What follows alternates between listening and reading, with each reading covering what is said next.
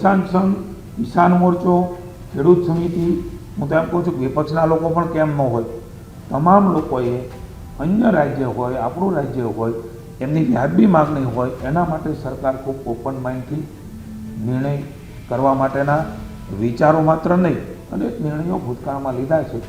આ નિર્ણય પણ સારી રીતે મુખ્યમંત્રીશ્રી લેશે.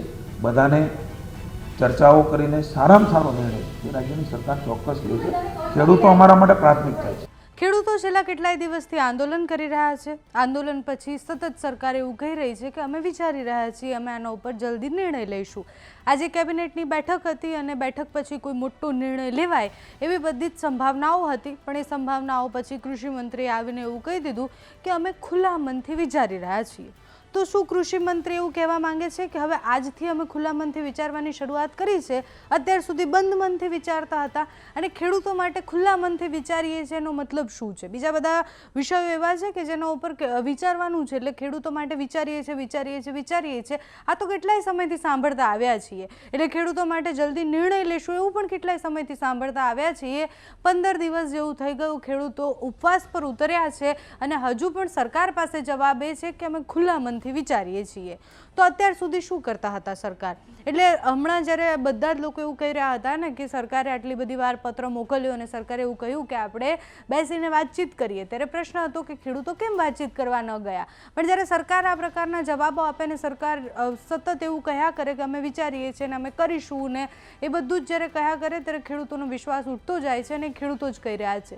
એ સમયે જ્યારે અમે ખેડૂત સાથે વાતચીત કરી તો ખેડૂતનું એવું જ કહેવું હતું કે અમને વિશ્વાસ જ નથી, અમને પહેલાં નક્કી કરીને કહો કે તમે અમને શું આપવાના છો, એટલે અમને ગુંદી આપવાના છો, ગાંઠિયા આપવાના છો, જે આપવાના હોય પણ પહેલેથી નક્કી કરીને કહો.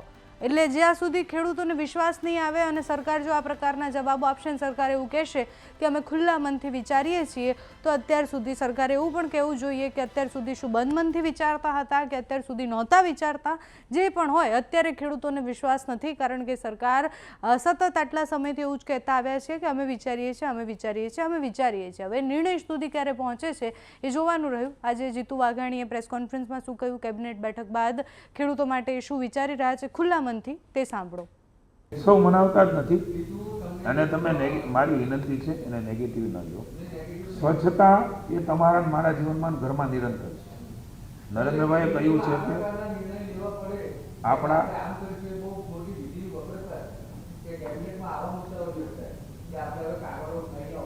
તમને એવું લાગતું હશે પણ મુખ્યમંત્રી શ્રી તો કાયમ એના ભાષણમાં પણ કહે છે સ્વચ્છતા એ જન આંદોલન છે. એની જાગૃતિ માટે સતત સરકારોએ પણ કરવું પડતું હોય છે, હવે રહેવું પડતું હોય છે, સરકાર ઇનિશિયેટિવ લેતી હોય છે, ભૂતકાળમાં પણ લીધા છે, પહેલી વખત નથી, પણ સતત નિરંતર લે ત્યારે સમાજ જીવનમાં એની પણ એક અસર રહેતી હોય છે અને આપણા જીવનનો ભાગ ન બને સ્વચ્છતા ત્યાં સુધી આ આંદોલન એ પૂરું નથી થવાનું. કોઈ હું કહી દઉં, મુખ્યમંત્રી કહી દે, વડાપ્રધાનશ્રી કહી દે, તમે જે સવાલો કરો છો એનાથી આ પૂરું નહીં થાય.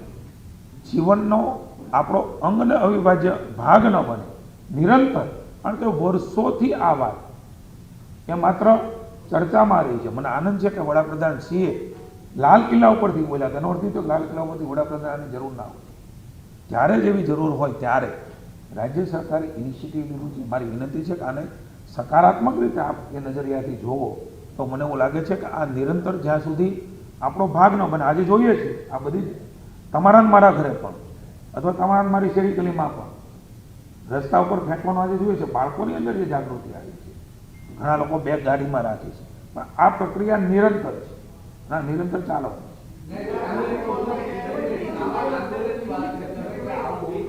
જન આંદોલન તરીકે તમારી વાત તમારે રહેવાનું હોય તો મારી વાત હું મારી વાત કરી દઉં છું. આ આંદોલન નથી, જન આંદોલન તરીકે કોઈ વિચારને લોકો લેતા હોય. માનની મોદી સાહેબે સ્વચ્છતાની વાત મૂકી, એને જન આંદોલન કેવી રીતે બને એ રીતે મેં વાત કરી. Thank you.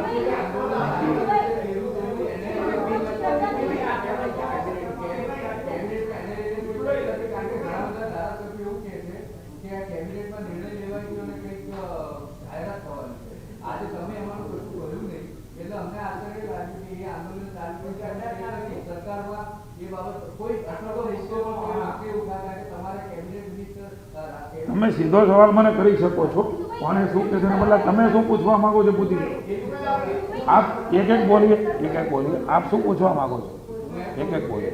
એને લઈને કોઈ ચર્ચા થઈ કે નહીં કેબિનેટમાં? આંદોલન જે વીજળીના થાંભલાને લઈને ચાલી રહ્યું કેટલાય વખતથી, આંદોલન ઉપવાસ ચાલે, કેટલાય લોકોને હોસ્પિટલાઇઝ કરવા માંડ્યા. તમારા મંત્રીમંડળના એક સભ્ય વિસ્તારમાં એમણે તો આ મુદ્દો ઉઠાવ્યો છે કે મારા વિસ્તારમાં આ વસ્તુ છે, આપણે એની પર ચર્ચા કરીએ. સફાઈ કરવી બરાબર સારી વાત છે, એના કોઈ પણ વસ્તુ હોય, કોઈ પણની માગણી હોય, કોઈ પણની લાગણી હોય, અગાઉ પણ મેં કહ્યું છે, અમે એને ખૂબ વિનમ્રતાથી સ્વીકારીએ છીએ. કોઈ પણ પ્રશ્ન, સમસ્યા, સમાધાન સરકારે વાલી છે.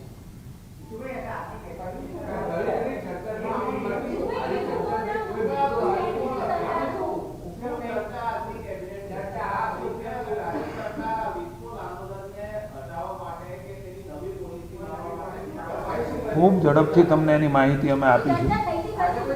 ચર્ચા નિરંતર થતી હોય છે. ચર્ચા મુખ્યમંત્રીશ્રી કક્ષાએ અનેકવાર મિટિંગો થઈ છે, વિભાગની થઈ છે, અનેક જગ્યાએ થઈ છે. કેટલીક ગેરસમજ અને કેટલીક વસ્તુ વિપરીત ન લેવામાં આવે જ્યારે કોઈ માગણી હોય ત્યારે. કોની સાથે થઈ એ હું આજે આપને નથી કહેવા માગતો, બાકી તમામ લોકો સાથે ચર્ચાઓ થઈ છે.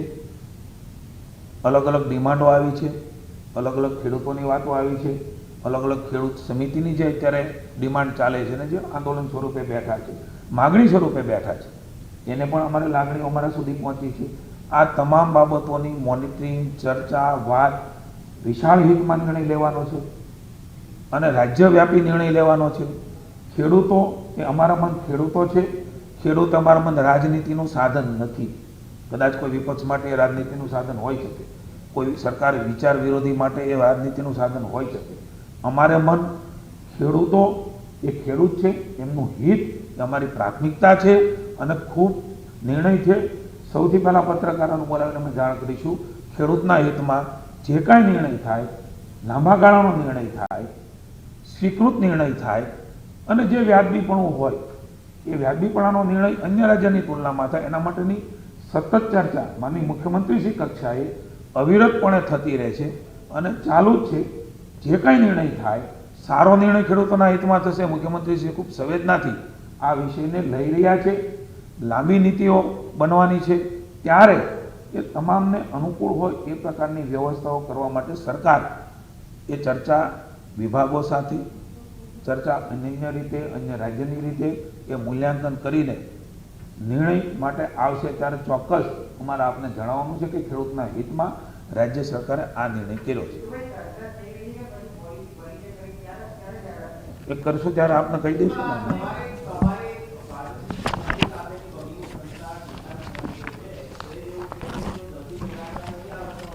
બધાનો અધિકાર છે. કિસાન સંઘ, કિસાન મોરચો, ખેડૂત સમિતિ, હું તો એમ કહું છું વિપક્ષના લોકો પણ કેમ ન હોય, તમામ લોકોએ અન્ય રાજ્ય હોય, આપણું રાજ્ય હોય, એમની વ્યાજબી માગણી હોય એના માટે સરકાર ખૂબ ઓપન માઇન્ડથી નિર્ણય કરવા માટેના વિચારો માત્ર નહીં અને નિર્ણયો ભૂતકાળમાં લીધા છે. આ નિર્ણય પણ સારી રીતે મુખ્યમંત્રીશ્રી લેશે. બધાને ચર્ચાઓ કરીને સારામાં સારો નિર્ણય એ રાજ્યની સરકાર ચોક્કસ લેશે. ખેડૂતો અમારા માટે પ્રાથમિકતા છે. લેશે એટલે કહી દઈશ ને તમને. જે નિર્ણય કરશું સારો નિર્ણય કરીશું. ખેડૂતોને પણ વિનંતી કરું છું, અમારા મન ખેડૂતો એ ખેડૂત છે. ખેડૂત છે એ રાજનીતિનું સાધન નથી. ખેડૂત માટે જે કંઈ કરવું ઘટે રાજ્યની સરકાર સારી રીતે કરશે ને આપણે જાણ કરીશું. આપે મનમાં નક્કી કર્યો કે અત્યારે નિર્ણય કરો તો નિર્ણયની જે પ્રક્રિયાઓ છે એ પ્રક્રિયાથી તમને બોલાવી અને રાજ્યવ્યાપી, આ કોઈ ખાનગી વાત નથી.